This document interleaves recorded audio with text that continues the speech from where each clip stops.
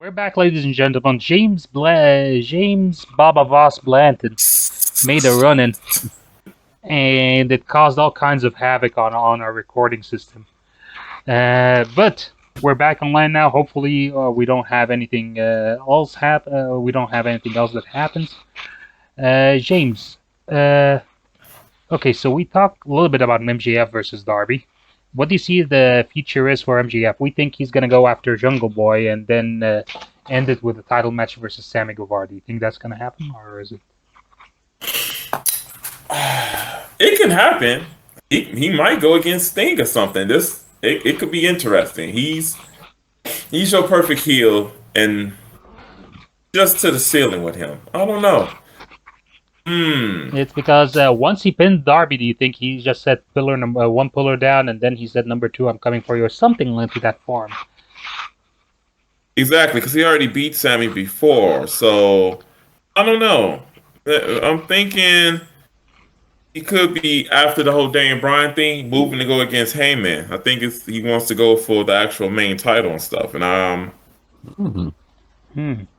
after the Daniel Bryan thing, I think MJF versus Heyman be good. That's a good heel face type thing for promos and everything. It could be interesting and stuff like that. But I really don't know where they can go with this. With MJF right now, I can see him just having a dynamite match with Sting and stuff like that, and destroy Sting and everything, and slowly making him a contender for the title.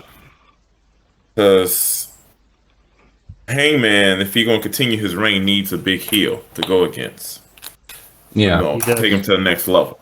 He does, yeah. And I think it'd be MJF. Yeah, it'd be MJF, stuff like that. Could be. Yeah, I could see that happening. But I think if we're gonna go with Hangman versus MJF, then you need MJF to beat actually the other two pillars in route to getting there. Yeah. Well, he could. Yeah. That way, because like 2 months. It's kind of like it's kind of understated a little bit, but Hangman is kind of feels more like, even though he actually cut his teeth on Ring of Honor and a little bit of New Japan, he still feels like a homegrown talent as far as AEW is concerned. I can see that. Yeah. Yeah, I can see that, and I agree with you on that one. I see it, yeah, because he got his own thing, and you're right. If you haven't seen that stuff, he's not outlandish like his other friends, so he don't stand out as much as the other ones. And yes, Pete, me and you gonna get our beards dyed pink, because we badasses like that. And what do you think about the tag team title match? I thought it was good. Let me just say this. I could understand certain matches went kind of long, but I like that because, again, 4 pay-per-views out of the year. This is the last pay-per-view of the year. They made sure that there was no filler. Every that's all you get. You probably got 1 or 2 packages for the main matches, but that's it. So you didn't have no backstage stuff. You had no things. So they let people go a good distance. Yeah, you can shave off 5-10 minutes and stuff for certain matches, but I loved it though. I thought it was great. They kind of roped me in. I'm thinking, Lucha Bros can't lose. This is like their 3rd major defense and 2nd pay-per-view. But I don't know. They had me a couple of times. Now, the Killer Bee things was just kind of like, okay. Yeah, that was bad. He said the Killer Bees too, so everyone's thinking about it. Yeah, that's what you do with the Killer Bees, and it would have worked. But like you said, Tony Schiavone could tell the difference. I knew the difference because the tattoos, but yeah. But at least they tried something, yeah. Well, yeah, if they do that, the ref, I don't think even the ref knew who was legal out of the 2 guys. He was like... Yeah. Because it turned into a match.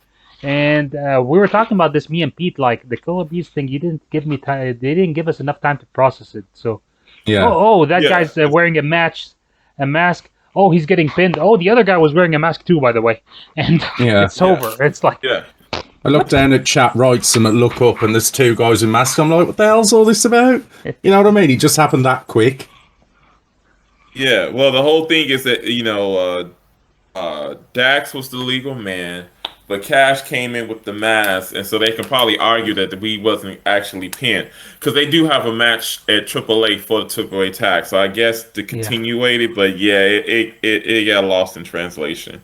Yeah, For certain people. So yeah, I'm just thinking like, okay, they wearing a mask. Something's gonna happen here. Like 20 people's gonna come under the ring and like. So yeah. And you know what? A little bit of a little bit of a mini appreciation for FTR. They're like the first tag team in the world to have this very curious selection of tag team titles. Like they have every title under the WWE banner: Raw, SmackDown, NXT, and the AEW tag team titles and AAA tag team titles. No one else has that. Exactly. And and if they won, they've been the first only 2-time champions, which that made me think for a moment, like, yeah, it's only been 4 tag teams. Well, tag team champions. The Lucha Brothers are the 4th one. So it's been SCU. Omega, SCU, Omega, and Page. 5. FTR, the Bucks. FTR, the Bucks, and then the Lucha Brothers. Lucha Bros. Yeah, see? Same thing with the World Champion, which we'll talk at the end and stuff like that. So, let's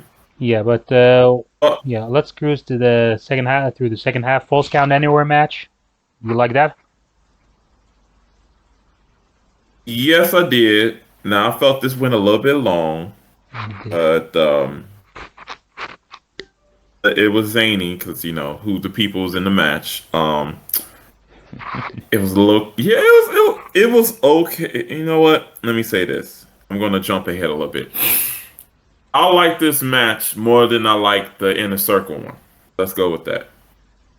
And stuff like that. Yeah. Even though, and because it was just out there match.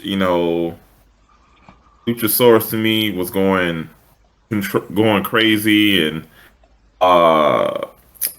Super Click is what you get. Nothing new about that. And the Jungle Boy and the rest of them, I thought shine. Jungle Boy and Luchasaurus, and Christian was just a good hand there. The good veteran there just to help them out and stuff. But Super Click is a Super Click, so I didn't think Adam Cole didn't look bad at all, and. Yeah, I loved it. Yeah. I was gonna say I love it. I enjoyed it. But yeah, they could shave off 5 minutes of that one. Easily, yeah. Or that particular one. Yeah. That match. Because and stuff like that. for a thrown together match, it might have been a fun match on its own. Yeah. Okay, so we get to the next one, which is your favorite, Cody Rhodes and Pac versus. Of course, it had the best. It had the best intro ever. Aleister Black, yes. Yeah, versus Malakai Black and Toledo. Yeah. Thought you were gonna go No. Never. You jinxed it because you're like, oh, because the ramp, Cody's not gonna have no big. Yeah, he did. I was like, he did, because it's weird because usually Cody does not have the big entrance during the big events. Exactly. It was like the last time when he was facing Anthony Ogogo, I was like, he just came out to his music right off, and I'm saying like, he faces some ham and egger on Dynamite, and he does the whole like and comes out from under the ring, and the choir song comes on, but he's in the big pay-per-view match, and he's just after he cut that big scathing, like controversial, life-changing promo about integration in Atlanta and mixed race babies and whatnot, and then he's like, and he just comes out. There was nothing. So I was thinking that's what he was gonna do on this, especially since it was a throwaway tag team match. But nope, he did this big thing. I know, and you know what? I'm gonna say a weird hot take. You ready? Yeah, give it to me. Lay it on me, Daddy. I love Cody Rhodes matches now because I just like how much they boo him. How much he tries and they still boo him. It's like, yeah, Master Heater was all in charge of this. Like, yeah, you know what? And they're like, they don't care. And they tried to get so much sympathy for Cody, and like, all he doing is making it worse. Because when Black hit him and he was just out there, they looking at him like, why are you still in this vest? Go away. like Just it's like go everyone away. everyone is saying we've outgrown you, Cody. I think that's what the fans are saying. Exactly. Like, we don't It's believe you. it's weird because I don't know if he's like being just stubborn or he is that tone deaf or he is actually playing that tone deaf in order for a big heel turn. It's I'm sorry to say, I think it's both. I think he's tone deaf and he's stubborn because he believes that, I'm going to fight this. I was not around. Maybe if I'm I gonna show my face and I'm gonna turn them around. He thinks that's yes, and they're like, no, they don't care. Because see, I would believe that if it was just one show or one state that did that. No, each state they go to, he getting booed. Okay, so that gotta it's tell you, like, yeah, he's gonna get booed with the AEW audiences because let's face it, AEW like the most of the people that go to AEW shows, like at least 90% of them are smart fans, not casuals. So they're gonna boo yes, him. Yeah. and continually, yeah. Yeah. But I thought it was a decent match. I like Andrade and Malakai, but it was. I don't like to say a break match because there was some Cody Rhodes fans that probably loved it and stuff like that. Nice to see Malakai and Andrade. I bet Rosario Dawson got a kick out of that match. Yeah, Brian. But Rosario Dawson is like a D-list celebrity anyway, so I don't know why you would care. She's not a D-list. Yeah, she is. What has she been into? What's she been in? See? Yeah. But what you thought about it, Pete? It was all right. There was some good spots. I didn't see Pac picking up the pin for the win at the start, but as soon as Malakai and Cody got thrown over that barricade, I was like, Pac's time to shine now. It was all right. It was all right match. There was better in the evening. It was better. Yeah. But it was what it was. And I think all of them will just move on from each one of themselves now and go on to someone else. Hopefully. Yeah. Yeah. They done a good job of like keeping Pac strong while not advancing him up the card. Yeah. Like he's only recently come back, hasn't he? So they got to build him back. Yeah, they're building him back, but they still they're holding him in place. They're building him in place. They're not like you're not going up the card. You're just staying here until we call upon you. Yeah. Thank you for joining us on the Outlaw Macho Drive-In. If you liked that video, please click like and subscribe to our channel for more content from the Drive-In. For full episodes of our podcast, you may look us up on Anchor, Spotify, or wherever your favorite podcasts are available. Just search for Outlaw Macho Drive-In. And if it's not too much trouble, would you help us out here? Spread the word, share. We would really appreciate it. Thank you. We love you. Bye.